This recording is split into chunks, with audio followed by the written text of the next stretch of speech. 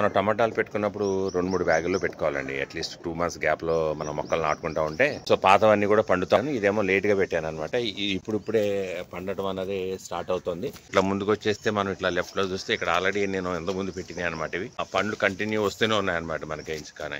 ఇలా చెట్టు మీద ఎర్రగా పండిన పళ్ళే మనకి చాలా బాగా టేస్ట్ ఉంటాయండి. బేసిక్గా కోసుకుని మనం పండించుకునే దానికన్నా ఇలా చెట్టు ఈ పండుతూనే ఉంటాయి, ఈ కాపు నడుస్తూనే ఉంటుంది. అలాగే కొత్తగా పెట్టిన మొక్కలు 2 నెలల తర్వాత రెడీ అవుతూ ఉంటాయి కాబట్టి మళ్ళీ అగైన్ మనకి కొత్త కాపు అన్నది అక్కడి నుంచి స్టార్ట్ అవుతుంది అనమాట. ఒకవేళ ఈ చెట్లకి ఏమైనా అయినా కూడా ఆ చెట్ల నుంచి మళ్ళీ అగైన్ మనకు కాపు అన్నది వస్తుంది.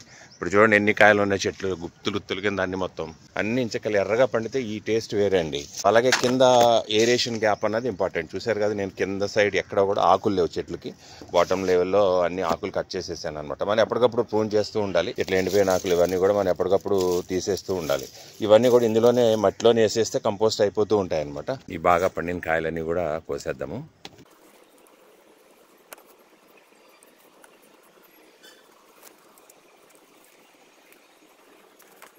సో మనకి రోజుకి ఇన్ని కాయలు వస్తే చాలు కదండి. 2 రోజులకి ఇన్ని కాయలు వచ్చినా చాలు. ఎందుకంటే మరి అన్ని ఎక్కువైనా కూడా టమాటాలు మనకి వేస్ట్ కదా, పాడైపోతూ ఉంటాయి. న్యాచురల్గా పండి ఏంటంటే తొందరగా పాడైపోతూ ఉంటాయి.